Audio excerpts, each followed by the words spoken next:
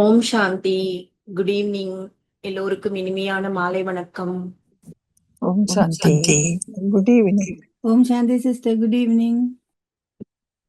Om Shanti sir, good evening. ஓம் சாந்தி sister, good evening. ஓம் சாந்தி sister, அனைவருக்கும் மாலை வணக்கம். ஓகே, ஓம் சாந்தி. நாம அக்கு ஹீலர் உமர் ஃபாரூக் அவர்கள் எழுதிய கிச்சன் டு கிளினிக் புத்தகத்திலிருந்து நோயற்ற வாழ்வுக்கான உணவு ரகசியங்களை தெரிந்து கொண்டிருக்கிறோம். நேத்து நம்ம என்ன பார்த்தோம் அப்படிங்கிறத கொஞ்சம் ஞாபகப்படுத்திக்கலாம். உணவு பற்றி நமக்குள்ள நிறைய புரிதலின்மை இருக்கு. இது எல்லாத்தையும் உலகம் முழுக்க பரவி இருக்கிற உணவு நிறுவனங்கள் நல்லா யூஸ் பண்ணிக்கிறாங்க. சில குறிப்பிட்ட உணவுகளை, உணவுப் பொருட்களை இதெல்லாம் ரொம்ப ஆபத்தானவை அப்படிங்கிற ஒரு பயத்தை நமக்குள்ள ஏற்படுத்தி அவங்களுடைய ப்ராடக்ட்ஸ பிசினஸ் பண்ணக்கூடிய ஒரு யுக்தியாக இதை பயன்படுத்துறாங்க. நம்முடைய பயத்தை பயன்படுத்தி அவங்க வியாபாரத்தை பெருக்குறாங்க. உதாரணமா தேங்காய் அப்படின்னாலே நமக்கு கொலஸ்ட்ரால் வரும், ஹார்ட் அட்டாக் வரும் அப்படிங்கிற மாதிரி நமக்கு பழக்கி விட்டுட்டாங்க. ஆனா உண்மையிலேயே தேங்காய் எண்ணெய் எவ்வளவு நல்லது. தேங்காய் எண்ணெய் மட்டும் இல்ல, தேங்காய் எண்ணெய், நல்லெண்ணெய், கடுகெண்ணெய் இதெல்லாம் நாம பாரம்பரியமா யூஸ் பண்ணிட்டு இருந்தோம். ஆனா அமெரிக்காவோட சோயா எண்ணெய் பிரச்சாரம் இந்த தேங்காய் எண்ணெய், நல்லெண்ணெய், கடுகெண்ணெய் இதெல்லாம் நாம யூஸ் பண்ண விடாம பண்ணிட்டாங்க. கொலஸ்ட்ரால் பயத்தை ஏற்படுத்தி ரீஃபைண்ட் ஆயில நமக்குள்ள அறிமுகம் பண்ணிட்டாங்க. இப்ப தேங்காய் எண்ணெயில என்ன ஒரு முக்கியமான பொருள் இருக்கு? மோனோலாரின். இந்த மோனோலாரின் அப்படிங்கிறது நம்முடைய உடம்புல இருக்கக்கூடிய அடிப்படை எதிர்ப்பு சக்தி கொண்டுள்ள லாரிக் ஆசிட் தான். சோ இது தாய்ப்பால்ல இருக்கு, இன்னொன்னு தேங்காய் எண்ணெயில இருக்கு. தேங்காய் எண்ணெய் மட்டும் கிடையாது, இயற்கையான தாவர எண்ணெய்கள்ல எதை யூஸ் பண்ணாலும் நம்ம உடம்புல கொழுப்பு ஏற்பட வாய்ப்பே இல்லை. தாவர எண்ணெய்கள்ல இருக்கக்கூடிய இயற்கையான கொழுப்பு நம்மளுடைய இரத்த நாளங்களில் ஏற்படும் குறைபாடுகளை நீக்கும் தன்மை உள்ளது அப்படின்னு அறிவியல் கண்டுபிடிப்பு நமக்கு சொல்லுது. கொலஸ்ட்ராலுக்கும் இதய நோய்க்கும் சம்பந்தமே இல்லை இப்படி சொல்றது யாருன்னா ஆங்கில மருத்துவத்தின் இதய நோய் பிரிவு சிறப்பு மருத்துவரான டாக்டர் ஹெக்டே. கொலஸ்ட்ரால் குறையிறது உண்மையிலே புற்றுநோயை ஏற்படுத்தும் ஆபத்தை அதிகரிக்க செய்யும் அப்படின்னு சொல்றாரு. இயற்கையான தாவர எண்ணெய்களை அளவோடு பயன்படுத்துவது நமது ஆரோக்கியத்தை நிலைப்படுத்தும், எதிர்ப்பு சக்தியை பலப்படுத்தும். அதுக்கப்புறம் என்ன பார்த்தோம்னா, உணவுகளை உணவுகளாகவே பயன்படுத்தினா நமக்கு உணவு பற்றி ரொம்ப தெரிஞ்சுக்கணுங்கிற அவசியமே இருக்காது. பசி தேவையும் ருசி தேவையும் புரிஞ்சுக்கிட்டு அளவோடு சாப்பிடுறது மட்டுமே போதுமானதா இருக்கும். ஆனா உணவுகளை மருந்துகளா பயன்படுத்தும் பொழுது அதிக கவனம் தேவைப்படுது. அதுக்கப்புறம் வேற என்ன பார்த்தோம்னா, ஃப்ரிட்ஜ் பல்வேறு காரணங்களால எதிர்க்கிறாங்க. ஏன்னா ஃப்ரிட்ஜ்ல இருந்து வெளியேறக்கூடிய வாயுக்கள் சுற்றுப்புற சூழலை பாதிக்கும். இதை தவிர அதனுடைய விலைங்கிறது ரொம்ப அதிகமாக இருக்கு. அதனால நம்ம கட்டுற அந்த மின்சார கட்டணமும் அதிகமா இருக்கிறது. இதெல்லாம் உண்மைதான். ஆனா ஃப்ரிட்ஜ்ல வைக்கிற உணவுப் பொருட்களோட ஆற்றல் அழிந்து விடும் அப்படிங்கிறது உண்மை கிடையாது. இதற்கு உதாரணமா ஒரு சாதாரண வெளிப்புற சூழலில் வைக்கப்படுகிற அந்த கோழி முட்டைகள் 21 நாள் வரைக்கும் கெடாம இருக்கும். ஆனா அதே அந்த முட்டைகளை குளிர்சாதன பெட்டியில வச்சிருந்தா அதனுடைய உயிர்த்தன்மை நீடிக்குது. அப்போ ஃப்ரிட்ஜ்ல வைக்கப்படுகிற முட்டைகளின் உயிர் சக்தி அழிந்திருந்தால் அவற்றிலிருந்து குஞ்சுகள் பொரிக்குமா? இதன் மூலமா ஃப்ரிட்ஜ்ல வைக்கக்கூடிய உணவுப் பொருட்களுடைய ஆற்றல் அழிகிறது அப்படிங்கிறது தவறு அப்படிங்கறத புரிஞ்சுக்கிறோம். இன்னொரு உதாரணமா, கருவேப்பிலை செடியோட விதைகளை சாதாரண சூழல வச்சா 1 வாரம் தான் வச்சிருக்க முடியும். ஆனா அதே குளிரூட்டப்பட்ட இடத்துல பாதுகாத்தோம், அதாவது பிரிசர்வ்டு விதைகள்னு சொல்லுவோம், அதன் மூலமா அதனுடைய ஆயுள் கூடுகிறது. சோ இதன் மூலமா நம்ம ஃப்ரிட்ஜை பத்தி இருக்கிற நெகட்டிவ் ஒப்பீனியனை நம்ம மாத்திக்க முடியுது. இயற்கையான அல்லது செயற்கையான குளிர்ச்சி உயிர் தன்மையை நீட்டிக்கிறது, வளர்சிதை மாற்றத்தின் வேகத்தை குறைக்கிறது, அதனால விதையின் ஆற்றல் நீள்கிறது.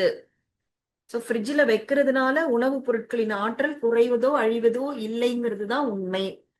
ஆனா அதுக்காக நம்ம ஃப்ரிட்ஜ்ல வாரக்கணக்குல காய்கறிகளை, பழங்களை ஸ்டோர் பண்ணி வைக்கிறதெல்லாம் சரி கிடையாது. தேவைக்கு பயன்படுத்தணும். அதே போல காய்கறி பழங்கள் போன்ற உயிருள்ள பொருட்களை ஃப்ரிட்ஜ்ல வைக்கலாம். ஆனால் சமைத்த உணவு சமையலுக்கு பின்பு ஃப்ரிட்ஜ்ல வைக்கிறது நல்லதில்ல அப்படின்னு சொல்றாரு. அதுக்கப்புறம் வேற என்ன பார்த்தோம்னா, நாம சாப்பிடுற உணவினுடைய வெப்பத்தின் அளவை வாய் தான் தீர்மானிக்குது. சோ வாய் பொறுக்காத சூட்டிலோ குளிர்ச்சியிலோ எந்த உணவையும் உண்பது சரி கிடையாது. வாய்தான் குடலுக்குள் செல்ல வேண்டியதை அளவெடுக்கும் கருவி அப்படின்னு சொன்னாரு. அதே போல உணவை மருந்தாக பயன்படுத்தும் பொழுது முறையான பயிற்சி பெற்ற மருத்துவர் சொல்லாம ஆளாளுக்கு சொன்னதை செய்யும் பொழுது பிரச்சனை வரும் அப்படிங்கிறத பார்த்துட்டு இருந்தோம். அதற்கு உதாரணமா மூச்சிறைப்பு உள்ள நோயாளிக்கு மலச்சிக்கல் வந்ததுன்னா விளக்கெண்ணெய சாப்பிட்டாருன்னா அவருடைய உடலின் குளிர்ச்சி தன்மை இன்னும் அதிகமாயிட்டு மூச்சிறைப்பு கூட இன்னும் அதிகமாகலாம் அப்படின்னு சொன்னாரு. இப்ப நம்ம பகுதி 12க்கு போகலாம். நம்முடைய உணவு முறைதான் நோய்களுக்கு நேரடியான காரணமே தவிர உணவுகள் அல்ல. நாம் ஏற்கனவே பார்த்த ஒரு உதாரணத்தை இங்கு நினைவுபடுத்துவது பொருத்தமானதாக இருக்கும். இதயத்தில் அல்லது இரத்தத்தில் கொழுப்பு உருவாவதற்கோ அல்லது அடைப்பு ஏற்படுவதற்கோ கொழுப்பு அதிகமுள்ள உணவுகளே காரணம் என்று மருத்துவ விஞ்ஞானிகளும் பன்னாட்டு மருந்து நிறுவனத்தினரும் கூறி வருகிறார்கள். சோ கொலஸ்ட்ரால் உருவாகிறதுக்கும் அந்த பிளாக்கேஜ் ஏற்படுறதுக்கும் நம்ம கொழுப்பு அதிகமுள்ள உணவுகளை சாப்பிடுறோம், அதுதான் காரணம்னு பன்னாட்டு மருத்துவ நிறுவனங்கள்லாம் சொல்றாங்க. அதற்கு என்ன உதாரணம்னா, ஆட்டினுடைய உடல் அமைப்பில் இயல்பாகவே கொழுப்பு அதிகமாக இருக்கும். உடலில் எந்த அளவு தசை இருக்கிறதோ அதே அளவு கொழுப்பும் இருக்கும். இவ்வளவு கொழுப்பு உருவாவதற்கு ஆடு எவ்வளவு கொழுப்பை உணவாக உட்கொண்டிருக்க வேண்டும்? ஆனால் நமக்கு தெரியும், ஆடு சுத்த சைவம். சைவ உணவுகளை மட்டும், அதிலும் இயற்கையான சமைக்காத உணவுகளை மட்டுமே ஆடுகள் சாப்பிடுகின்றன. ஆனால் இவ்வளவு கொழுப்பு ஆட்டுக்கு எங்கிருந்து வந்தது? கொழுப்பு தேவைனா உடலே அதனை உருவாக்கி கொள்ளும். கொழுப்புள்ள உணவுகளை சாப்பிட்டால் மட்டும்தான் கொழுப்புகள் உருவாகும் என்பது கற்பனை. கொழுப்புள்ள உணவுகளை சாப்பிட்டா மட்டும்தான் கொழுப்புகள் உருவாகும்னு சொல்றது கற்பனை. அப்ப கொழுப்பு எப்படி உருவாகுது? நாம் உண்ணும் முறைதான் நோய்களை உருவாக்குகிறது. பசி இல்லாத நேரத்தில் நீங்கள் சாப்பிடும் உணவு சைவமாக இருந்தால் கூட அதிலிருந்து கொழுப்பு உருவாக வாய்ப்பிருக்கிறது. சோ பசி இல்லாத நேரத்துல நாம சாப்பிடுற சாப்பாட்டுல கொழுப்பே இல்லைன்னா கூட அதுல இருந்து கொழுப்பு உருவாக வாய்ப்பு இருக்குன்றார். அதே பசியோடு இருக்கும் நேரத்தில் நீங்கள் சாப்பிடும் உணவு கொழுப்பு அதிகம் இருக்கும் உணவாக இருந்தாலும் அதிலிருந்து உடலிற்கு தேவையில்லாத கொழுப்பு உருவாகாது. சோ பசியோடு இருக்கிற நேரத்துல நம்ம சாப்பிடுற உணவுல கொழுப்பு அதிகமான உணவாக இருந்தாலும் கூட அதுல இருந்து உடலிற்கு தேவையில்லாத கொழுப்பு உருவாகாது. ஏன்னா பசி இருக்கிற நேரத்துல நம்ம சாப்பிடுற உணவு நல்ல விதத்துல செரிமானம், முறையான செரிமானம் ஆகும். அப்போ அதுல கொழுப்பு நிறைந்த உணவாக இருந்தால் கூட உடலுக்கு தேவையில்லாத கொழுப்பு உருவாகாது அப்படின்னு சொல்றார். அதே போல கொழுப்பு என்றவுடன் நமக்கு ஒரு வித பயம் ஏற்படுகிறது. கொஞ்சம் கவனமா கேட்கலாம். உண்மையில் கொழுப்பு உடலிற்கு அவசியமான சத்துக்களில் ஒன்று. நம் உடலின் உள்ளுறுப்புகளின் முழுமையான உருவாக்கத்திற்கு கொழுப்பு அவசியம். நம் உடலின் ஒவ்வொரு செல்லும் கொழுப்பால் ஆன வெளிச்சுவரை கொண்டிருக்கிறது. கொழுப்பை குறைக்கிறேன் பேர்வழி என்று கடுமையான டயட்டில் இருப்பது காம்பவுண்ட் சுவரே இல்லாமல் வீடு கட்டுவது போன்ற பாதுகாப்பற்ற நிலைக்கு நம் உடலை ஆக்கிவிடும். காம்பவுண்ட் சுவரே இல்லாம வீடு கட்டினா அது பாதுகாப்பு கிடையாது இல்லையா? அதே போல நம்ம உடம்புல நம்ம பார்த்தோம் இல்லையா, ஒவ்வொரு உள்ளுறுப்பும் திசுக்களால் ஆனது, ஒவ்வொரு திசுவும் செல்களால் ஆனது. அப்போ செல் அதை சுத்தி ஒரு சுவர் இருக்கும். அந்த சுவர் நல்லா ஸ்ட்ராங்கா இருக்கணும்னா கொழுப்பு வேணும். நம் உடலிற்கு போதுமான கொழுப்பு கிடைக்காமல் நம் செல்கள் எல்லாம் சுவர் இல்லாத செல்களாக இருந்தால் என்ன ஆவோம்? செல்களின் பாதுகாப்பு ஏற்பாடுதான் இந்த சுவர். அப்படி ஒருவேளை நிகழ்ந்தால் மிக சுலபமாக புற்றுநோய் தாக்கும் ஆபத்து இருக்கிறது என்கிறார் மருத்துவ பேராசிரியரும் இதய நோய் நிபுணருமான டாக்டர் ஹெக்டே. கொழுப்பு என்ற சொல்லை கேட்டவுடன் எழும் பயத்தை முதலில் உதறி தள்ளுங்கள். உடலிற்கு தேவையில்லாமல் கழிவாக உருவாகும் கொழுப்புதான் ஆபத்தானது. இப்படி கழிவு கொழுப்பு உருவாகாமல் தடுக்க வேண்டுமானால் பசி இல்லாமலும் தேவைக்கு அதிகமாகவும் சாப்பிடக்கூடாது, அவ்வளவுதான். மற்றபடி சாப்பிடும் பொருளில் கொழுப்பு இருக்கு இல்ல இப்படி நம்ம ரொம்ப ஆராய்ச்சி பண்ண வேண்டிய அவசியம் இல்லைங்கிறார். சோ எல்லாமே சுத்தி சுத்தி எங்க நிக்குதுன்னா, பசி இல்லாம நாம சாப்பிடுறதுதான் எல்லா பிரச்சனைகளுக்கும் காரணம். பசி இருக்கும் பொழுது நம்ம சாப்பிடும் பொழுது நம்ம கொழுப்பு பத்தி கவலைப்பட தேவையில்லைங்கிறார். அடுத்தது பகுதி 13. இயற்கையை ஆராதிப்பது என்ற பெயரில் இந்த சமையலையே புறக்கணிக்க சொல்கிறார்கள் சிலர். நமது உடல் நலத்துக்கு சமைக்காத உணவுகளே மிகவும் நல்லது என்று சொன்னால் கூட பரவாயில்லை. மனிதனுக்கு ஏற்ற உணவுகளே சமைக்காதவை மட்டும்தான் என்று சொல்கிறார்கள் இயற்கை மருத்துவர்களில் ஒரு பிரிவினர். அதாவது உணவை சமைச்சே சாப்பிடக்கூடாது, அப்படியே இயற்கையா இருக்கிறத அப்படியே சாப்பிடணும் அப்படிங்கிறாங்க. மரபு வழி அறிவியலை புரிந்து கொண்டு நவீன கால வாழ்வியல் அடிப்படையில் இக்கருத்தை கொஞ்சம் யோசிக்கலாம். சமைத்த உணவுகளில் சத்துக்கள் அழிந்து விடுகின்றன, தாது உப்புக்கள் கரைந்து விடுகின்றன. எனவே சமைக்காத உணவுகளே மனிதனுக்கு ஏற்றவை என்பது ஒரு சாராரின் கருத்து. இது எந்த அளவிற்கு உண்மை? சமையல் என்பது என்ன என்று முதலில் புரிந்து கொள்ள வேண்டும். சமைத்தல் என்பது சமப்படுத்தும் செயலாகும். எதை சமப்படுத்துவது? உதாரணமாக, ஒருவருக்கு உடல் நலம் சீர்கெட்டிருக்கிறது. உண்ணும் உணவை செரிக்கும் அளவிற்கு அவருடைய செரிமான உறுப்புகள் தயாராகாத நிலையில் அவருக்கு பசி ஏற்படவில்லை. சோ அவருக்கு உடம்பு சரியில்லை. அப்போ உடம்பு சரியில்லைன்னா செரிமானம் ஆற்றல் கம்மியா இருக்கும். அப்போ செரிமான உறுப்புகள் ரெடியா இல்லைன்னா கண்டிப்பா அவருக்கு பசி ஏற்படாது. இயல்பான பசியை அவருக்குள் ஏற்படுத்த உடலுக்கு வெளியில் இருந்து ஏதாவது ஒரு உதவி தேவைப்படுகிறது. பசி இல்லாமல் சாப்பாடு கொடுக்கும் போது அவரது உடல் உணவை மறுத்து வாந்தியாக்கி வெளியே தள்ளுகிறது. சோ அவருக்கு பசி இல்ல, ஆனா சாப்பாடு கொடுக்கிறோம். அப்போ அவருடைய உடல் என்ன பண்ணுது? அந்த உணவை மறுக்குது. ஃபோர்ஸ் பண்ணி கொடுத்த உணவை வாந்தியாக்கி வெளியே தள்ளுது. அதனால் உணவும் கொடுக்க முடியவில்லை. தண்ணீர் தரலாம் என்றால் தாகமும் இல்லை. சரி, தாகம் இல்லாவிட்டால் என்ன, சும்மா கொஞ்சம் தண்ணீர் கொடுத்து பார்க்கலாம் என்று தண்ணீர் கொடுத்தால் அதையும் வாந்தி எடுக்கிறார். சும்மா இருக்கும் பொழுது இருந்த தெம்பை விட உணவும் தண்ணீரும் கொடுத்து வந்த வாந்தியில் இன்னும் சோர்வடைந்து விடுகிறார். சோ எதுவும் சாப்பிடாம குடிக்காம இருக்கும் போது கூட அவங்க பரவாயில்லையா இருப்பாங்க. ஆனா நம்ம ஃபோர்ஸ் பண்ணி சாப்பாடும் தண்ணியும் கொடுத்துட்டோம், அதுக்கப்புறம் அதை வாமிட் பண்ணிடுறாங்க அப்படின்னா இன்னமும் அவங்க சோர்வடைஞ்சிடுறாங்க. இது நம்ம பிராக்டிக்கலா பாக்குற விஷயம்தான். தாகம் முழுமையாக இல்லாவிட்டாலும் வாய் உலர்கிறது. தண்ணீர் குடிக்கிற ஆர்வமும் அவரிடம் இருக்கிறது. ஆனால் தண்ணீர் குடித்தால் வாந்தி வந்து விடுகிற நிலையில் என்ன செய்யலாம்? தண்ணீரை கொதிக்க வைத்து வெந்நீராக கொடுத்தால் அவரால் குடிக்க முடியும். தண்ணி குடிச்சா கூட வாந்தி எடுத்துடுறாரு. ஆனா வாய் ட்ரை ஆயிடுது. அப்ப தண்ணி குடுக்கணும், என்ன பண்ணலாம்? அப்போ அந்த நேரத்துல தண்ணியை கொதிக்க வச்சு வெந்நீரா குடிக்கலாம். ஏன் தெரியுமா? சாதாரண தண்ணீரை செரிக்கும் அளவிற்கு அவருடைய செரிமான மண்டலம் தயாராகவில்லை. ஏன்னா நம்ம ஆல்ரெடி பார்த்தோம், உடம்பு சரியில்லைன்னா செரிமானம் நடக்காது. அதனால அவரால் நார்மல் தண்ணியை கூட அவரால் குடிக்க முடியாது. ஆனால் வெந்நீரை அவர் உடல் ஏற்றுக்கொள்கிறது. இதனால் வெந்நீர் மிக நல்லது என்றோ, நோயுற்ற காலங்களில் வெந்நீர் பயன்பாடு மிகச் சிறந்தது என்றோ புரிந்து கொள்ளாதீர்கள்.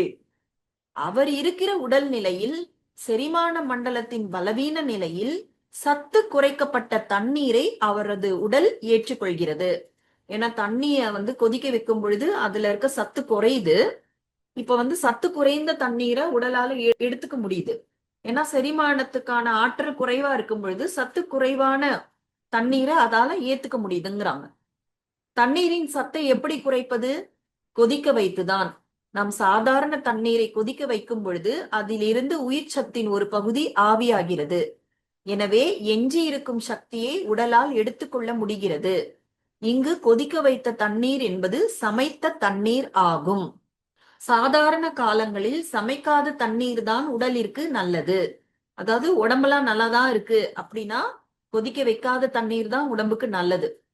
உதாரணத்துக்கு நாம் பார்த்த நோயாளி போல சாதாரண தண்ணீரை செரிக்க முடியாத போது வெந்நீர் தரலாம், தவறில்லை. தண்ணீர் சமைக்கும் பொழுது எவ்வாறு சத்துக்கள் குறைகிறதோ அதே போலத்தான் நாம் உணவை சமைக்கும் பொழுதும் சத்துக்கள் குறைகின்றன. அடாடா, சத்துக்கள் குறைகிறது என்றால் சமையல் தவறானதா? இப்ப தண்ணிய கொதிக்க வச்சா சத்து குறையுதுன்னா அப்போ உணவை சமைக்கும் பொழுது சத்து குறையதானே செய்யும் அப்படின்னு நம்ம கேட்கிறோம். அதற்கு பதில் சொல்றாங்க, அவசரப்படாதீர்கள். பல பச்சை காய்கறிகளில் இருக்கும் சத்துக்கள் நமது தேவையை விட அதிகம். சோ பச்சை காய்கறிகளில நிறைய சத்துக்கள் இருக்கு. ஆனா அதுல இருக்க சத்துக்கள் நம்முடைய தேவையை விட அதிகமா இருக்கு. அந்த சத்துக்களை நம் உடலின் தேவைக்கேற்றவாறு சமப்படுத்தும் வேலையைத்தான் சமையலில் நாம் செய்கிறோம்.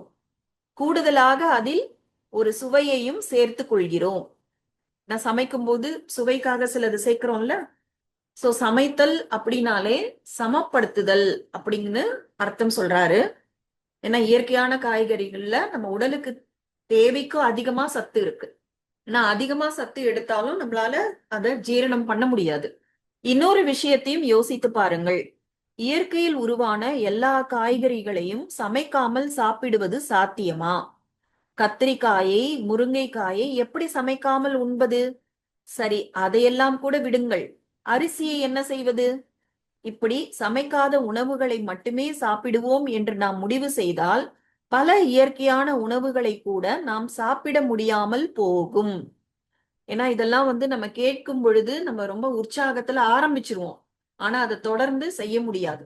சமைக்காத உணவுகளில் காய்கறிகளோடு பழங்களை சேர்க்க முடியாது. ஏனென்றால் பழங்கள் என்பவை இயற்கையால் சமைக்கப்பட்ட உணவுகள்.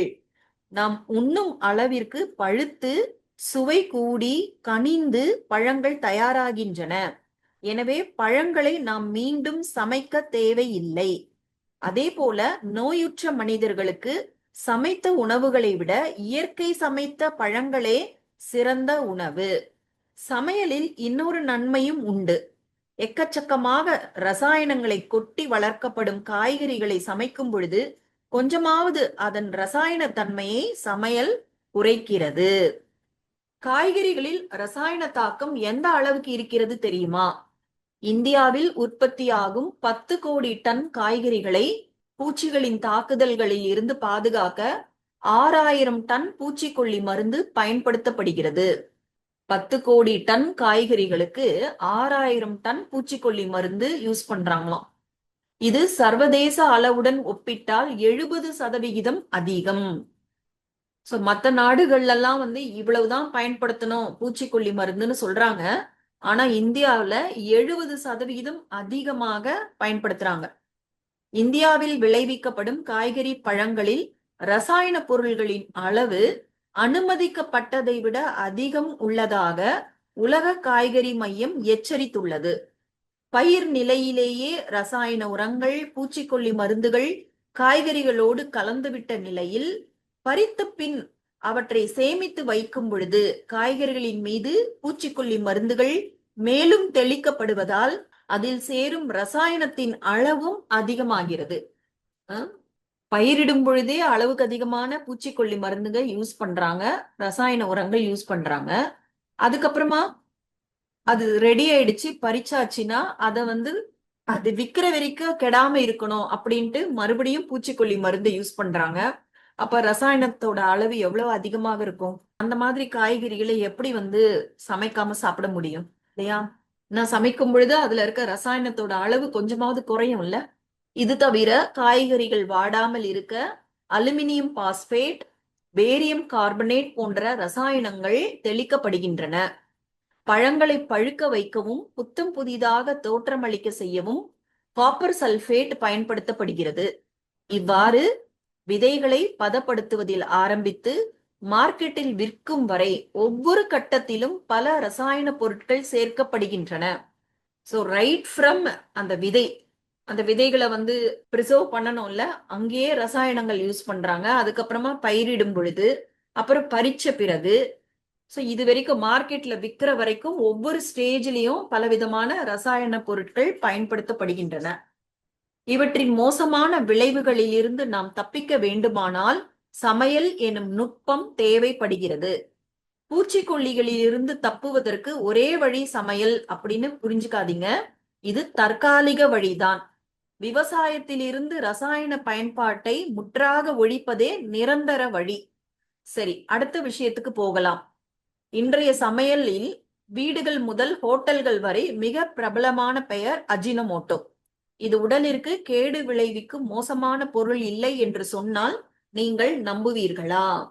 ஏன்னா ஒரு காலத்துல அஜினமோட்டோ அப்படின்னாலே ஏதோ விஷம் மாதிரி எல்லாரும் பயந்தோம். ஆனா அஜினமோட்டோங்கிறது உண்மையிலே மோசமான பொருள் கிடையாது. சரி, அது எப்படின்னு பார்க்கலாம். பகுதி 14. நவீன உணவுகள் பற்றி நாம் பேச துவங்கும் போதெல்லாம் உடனடியாக நம் நினைவுக்கு வரும் பெயர்களில் ஒன்று அஜினமோட்டோ. அஜினமோட்டோ ஆபத்தான சுவை கூட்டும் உப்பு. அஜினமோட்டோ மூளையில் கேன்சரை உருவாக்கும் தன்மை கொண்டது. அஜினமோட்டோ கலக்கப்பட்ட உணவுகள் தீராத நோய்களை ஏற்படுத்தும். இப்படி விதம் விதமான கருத்துக்கள் அஜினமோட்டோவை பற்றி உலா வருகின்றன. பல ஹோட்டல்களில் இங்கு அஜினமோட்டோ பயன்படுத்துவது இல்லை என்று பெயர் பலகை வைக்கும் அளவிற்கு இந்த பயம் பரவலாக இருக்கிறது.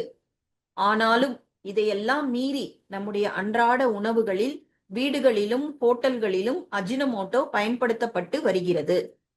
2008ஆம் ஆண்டு கணக்கின்படி இந்தியாவில் பயன்படுத்தப்படும் அஜினமோட்டோவின் அளவு ஆண்டிற்கு 5000 டன் ஆகும். உலகம் முழுவதும் பயன்படும் அஜினமோட்டோவின் அளவு 10.5 லட்சம் டன். பயம் எந்த அளவுக்கு இருக்கிறதோ அதைவிட பல மடங்கு அஜினமோட்டோவின் உற்பத்தியும் விற்பனையும் அதிகமாகிக் கொண்டே போகிறது. உண்மையில் அஜினமோட்டோ அவ்வளவு ஆபத்தானதா? அஜினமோட்டோவை பற்றி அறிந்து கொள்வதற்கு முன்னால் உப்புகளை பற்றி கொஞ்சம் பேசலாம். பொதுவாக உணவின் சுவையை கூட்டுவதற்காகவும் அதன் வேதியியல் சமநிலைக்காகவும் உப்பு பயன்படுத்தப்பட்டு வருகிறது. பல ஆயிரம் வருடங்களுக்கு முன்னாடியில இருந்தே உப்பை உணவுல யூஸ் பண்ண ஆரம்பிச்சிட்டாங்க. எகிப்தில் உப்பு வணிகம் துவங்கி ஐரோப்பிய நாடுகளில் அதன் புகழ் உயர்ந்ததாக வரலாறு கூறுகிறது. இந்தியாவிலும் உப்பு பற்றிய குறிப்புகள் கௌடில்யரின் அர்த்த சாஸ்திரத்தில் கிடைக்கின்றன. சைந்தவா, சமுத்ரா, உத்வேஜா, ரோமகா, ஔத்பதா போன்ற 5 வகை உப்புகளை பற்றி அந்நூல் குறிப்பிடுகிறது. பாறை படிகங்களில் இருந்து எடுக்கப்படும் உப்பு, கடலில் இருந்து கிடைக்கும் உப்பு, மண்ணில் இருந்து எடுக்கப்படும் உப்பு, உறைந்த படிகங்களில் இருந்து எடுக்கப்படும் உப்பு, இப்படி பல வகையில் உப்புகள் எடுக்கப்பட்டிருக்கின்றன. அந்த காலத்தில் உப்பு பாறைகளை நாணயங்களாக பயன்படுத்தும் வழக்கமும் சில நாடுகளில் இருந்தது.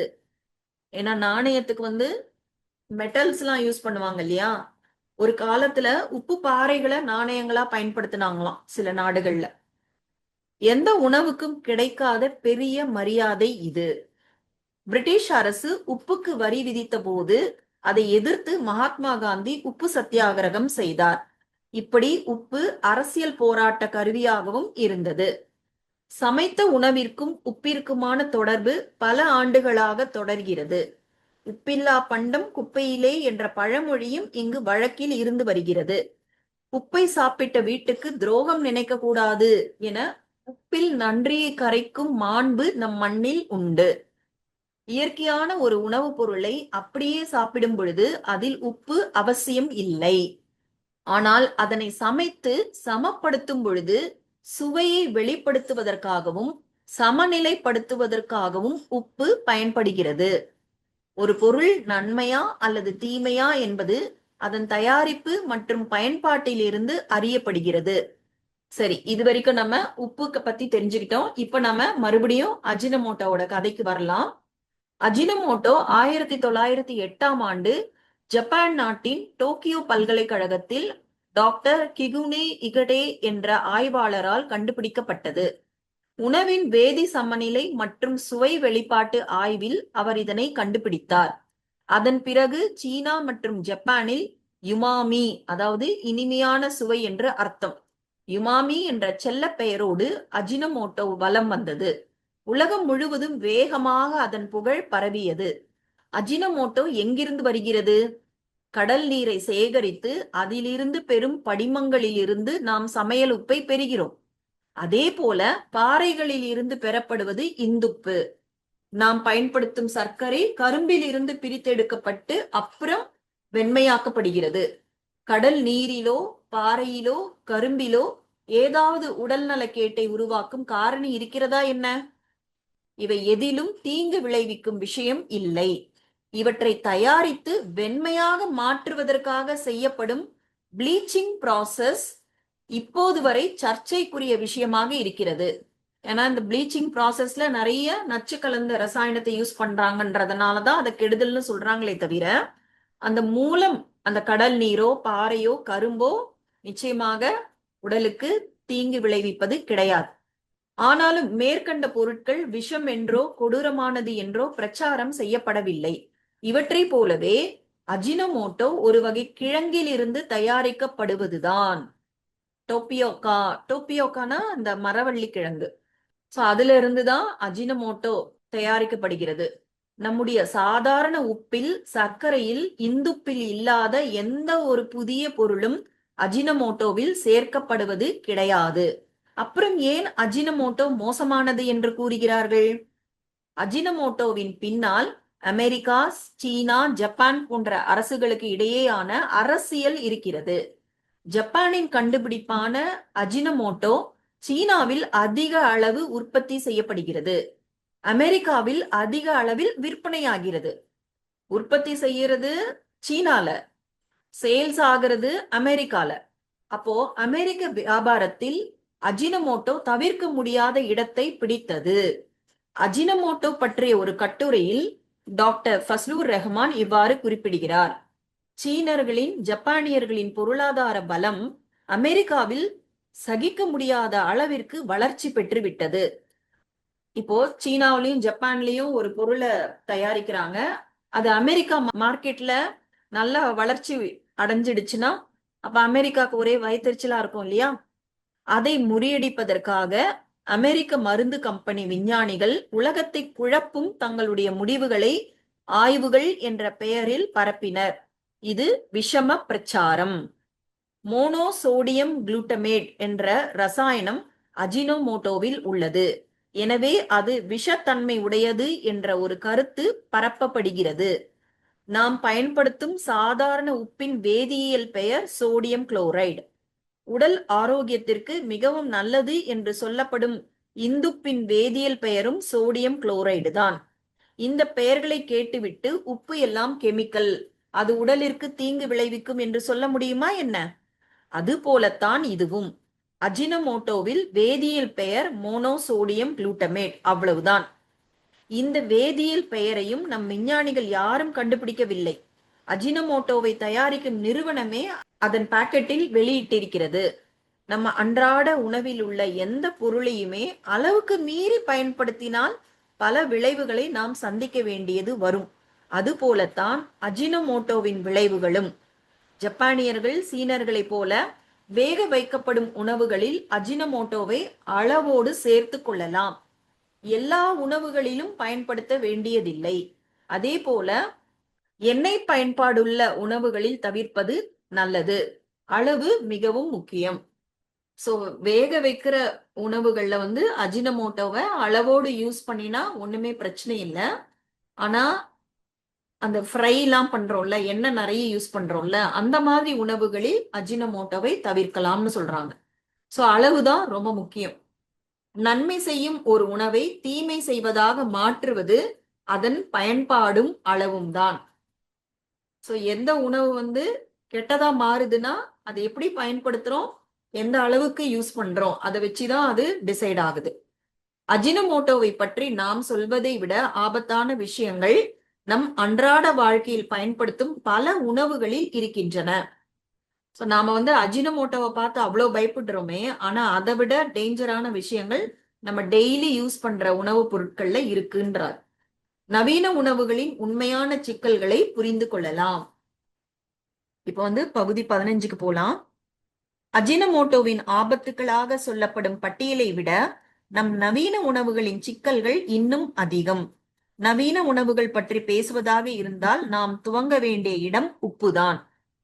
உங்க டூத் பேஸ்ட்ல உப்பு இருக்கா என்று கேட்கிற தொலைக்காட்சி விளம்பரங்களை பார்க்கும் பொழுது இன்னொரு கேள்வியும் நினைவிற்கு வரும். டூத் பேஸ்டில் இருக்கும் உப்பில் அயோடின் இருக்கா என்பதுதான் அது. அந்த அளவிற்கு அயோடினை உப்போடு சேர்ப்பது குறித்து சட்டங்களும் அரசாங்கங்களும் வலியுறுத்துகின்றன. மேலை நாடுகளில் ஏற்பட்ட அயோடின் பற்றாக்குறையால் தைராய்டு தொடர்பான நோய்கள் ஏற்பட்டன. அதனை போக்குவதற்காக அயோடின் உப்போடு சேர்க்கப்பட்டு வெற்றிகரமாக தைராய்டு தொடர்பான நோய்கள் முறியடிக்கப்பட்டன என்று 1001 இரவு அரேபிய கதைகளைப் போல மாயாஜாலம் மிகுந்த சம்பவங்கள் நமக்கு சொல்லப்பட்டன. நம் நாட்டிலும் தைராய்டு உட்பட்ட பல நோய்களை விரட்ட அயோடின் அவசியம் என்று சொல்லி கட்டாயமாக நம் சமையல் உப்போடு அயோடின் சேர்க்கப்பட்டது. அயோடின் கலக்காத உப்பை சந்தையில் விற்பது குற்றம் என்று சட்டமே நிறைவேற்றப்பட்டது. தமிழகத்தில் பொது இடங்களில் சிகரெட், பீடி புகைக்க தடை செய்யப்பட்டு பல ஆண்டுகள் ஆகிவிட்டன. பான்பராக் போன்ற லாகிரி வஸ்துக்களின் விற்பனையோ தடை செய்யப்பட்டது. பல ஆண்டுகளுக்கு முன்பாகவே மது விலக்கு அமல்படுத்தப்பட்டு அது பட்ட பாட்டையும் நாம் சந்தித்துதான் வளர்ந்திருக்கிறோம். பள்ளிக்கூட வாசல்களிலும் தயக்கமின்றி புகை விடுபவர்களையும் நாம் பார்க்கலாம். போதை பாக்குகள் கடைகளின் மேல் தட்டில் இருந்து ரகசியமான அடித்தட்டுக்கு போய் விற்பனையாகின்றன. இந்த தடைகள் அமல்படுத்தப்பட்ட போது இல்லாத கட்டாயமும் கண்காணிப்பும் அயோடின் உப்பில் கடைபிடிக்கப்படுகிறது. சோ நிறைய விஷயங்கள் கவர்மெண்ட் இது தப்புன்னு சொல்லி, இப்போ உதாரணமா சிகரெட்டு, பீடி, பான்பராக்கு, மது இதுக்கெல்லாம் நிறைய சட்டங்கள்லாம் போட்டாங்க. ஆனா அதுல எவ்வளவு தீவிரமா அந்த சட்டங்களை அமல்படுத்தினாங்க, எவ்வளவு கண்காணிப்பு இருந்ததுன்னு பார்த்தா அது என்னன்னு நமக்கே தெரியும் எப்படி இருக்குன்னு. ஆனா இந்த அயோடின் உப்புக்கு மட்டும் அவ்வளவு ஸ்ட்ரிக்டா இருக்கிறாங்க. இந்த தடைகள் அமல்படுத்தப்பட்ட போது இல்லாத கட்டாயமும் கண்காணிப்பும் அயோடின் உப்பில் கடைபிடிக்கப்படுகிறது என்பது ஆச்சரியமானது. FSSAI, அதாவது food safety and standards authority of India என்ற சட்டப்பூர்வ ஆணையம் அயோடின் உப்பை கட்டாயமாக்குகிறது. உப்பளங்களில் தொடர் சோதனைகள், விற்பனையில் கண்காணிப்பு என்று சர்வதேச கடத்தல்காரர்களை பிடிக்கும் அளவிற்கு அயோடின் கட்டாய சட்டம் முக்கியத்துவம் பெற்றுள்ளது. உலகின் 254 நாடுகளில் அயோடின் பற்றாக்குறை இருப்பதாக கூறப்படுவது 30 நாடுகளில்தான். அதாவது உலகத்துல 254 நாடுகள் இருக்கு, அதுல அயோடின் பற்றாக்குறை இருக்கிறது வெறும் 30 நாடுகள் தான். இந்திய மக்கள் தொகையில் 126 கோடி பேரில் தைராய்டு தொடர்பான நோய்கள் இருப்பதாக கூறப்படுவது 6 கோடி பேருக்கு. அதாவது இந்திய மக்கள் தொகை 126 கோடி, ஆனா தைராய்டு நோய் இருக்கிறதா சொல்லப்படுறது 6 கோடி பேருக்கு தான். மொத்த உலக மக்கள் தொகையில் 2% குறைவாகவே அயோடின் தேவைப்படுவதாக கூறப்படுகிறது. 2% மக்களுக்கு அயோடின் தேவைப்படுது. தைராய்டு தொடர்பான நோய்களுக்கு அயோடின் மட்டுமே காரணமா என்பது இன்னும் பதில் கூற முடியாத கேள்வி. முதல்ல என்ன சொன்னாரு, அந்த அயோடின் பற்றாக்குறை இருக்கிற மக்கள் தொகை ரொம்ப குறைவு, ஆனா எல்லாருக்கும் சேர்த்து எல்லாருமே அயோடின் கலந்த உப்பதான் யூஸ் பண்ணணுங்கிறாங்க. அப்ப அதுவே பாருங்க, யோசிக்கிற மாதிரி விஷயம் இருக்கு. அதுக்கப்புறமா தைராய்டு போன்ற நோய்களுக்கு அயோடின் மட்டும்தான் காரணமா அப்படிங்கிறது பதில் கூற முடியாத கேள்வியாக இருக்கிறது. நம் உடலில் பல ஹார்மோன்கள் சுழற்சி முறையில் இயங்குகின்றன. அதில் ஒன்று தைராக்சின். இன்சுலின் என்ற ஹார்மோன் குறைவால் சர்க்கரை நோய் ஏற்படுகிறது. இன்சுலின் ஏன் குறைகிறது என்பது இன்னும் கண்டுபிடிக்கப்படவில்லை. ஏனென்றால் ஹார்மோன்கள் மன இயக்கத்தோடு தொடர்புடையவை. ஹார்மோன்களின் சுழற்சி மற்றும் பணிகள் இன்னும் முழுமையாக அறியப்படவில்லை.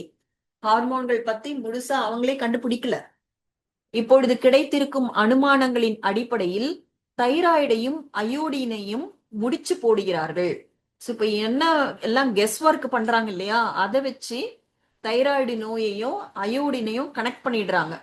சரி, விவாதங்கள் தொடரட்டும், அப்போதுதான் கண்டுபிடிப்புகள் முழுமை அடையும். ஆனால் யூக முடிவுகளின் அடிப்படையில் எல்லோருக்கும் அயோடின் சாப்பிடுங்கள் என்று சொல்வது எப்படி அறிவியலாகும்? சரியான கேள்விதான் இல்லையா? நீங்க ஒரு விஷயத்த கண்டுபிடிக்கிறீங்க, ஒரு முடிவுக்கு வந்துட்டீங்க, அப்புறமா அத அமுல்படுத்தினா ஓகே. ஆனா வெறும் கெஸ் தான், யூகம் மட்டும்தான் பண்றாங்க. அதற்கே எல்லாரையுமே கட்டாயப்படுத்தி அயோடின் சாப்பிட வைக்கிறது எப்படி சரியாகும், இது எப்படி சயின்ஸ் ஆகும்னு கேக்குறாரு. உலக சுகாதார நிறுவனம் வெளியிட்டுள்ள அயோடின் பற்றாக்குறை நாடுகளில் முதல் 10 இடங்களில் இந்தியாவின் பெயர் இல்லை. ஆனால் இந்தியாவில் அயோடின் உப்பு கட்டாயம். இந்தியாவில் அயோடின் பற்றாக்குறையை விட உணவு பற்றாக்குறை தான் முக்கிய பிரச்சனை. வறுமை கோட்டுக்கு கீழ் உள்ள மக்கள், கோட்டிற்கு மேல் உள்ள மக்கள் என பட்டியலில் பல கோடி பேருக்கு இன்னும் உணவு தேவை பூர்த்தி செய்யப்படவில்லை. பசிக்கு உணவில்லாதோர் எண்ணிக்கை அயோடின் இல்லாதோர் பட்டியலை விட அதிகம். கட்டாய சட்டம் எப்படி இருக்கணும்னா, அனைவருக்கும் உணவு என்றுதானே முதலில் வர வேண்டும். ஆனா இங்க எப்படி இருக்கு, அனைவருக்கும் அயோடின்ற மாதிரி சட்டத்தை கொண்டு வந்திருக்காங்க.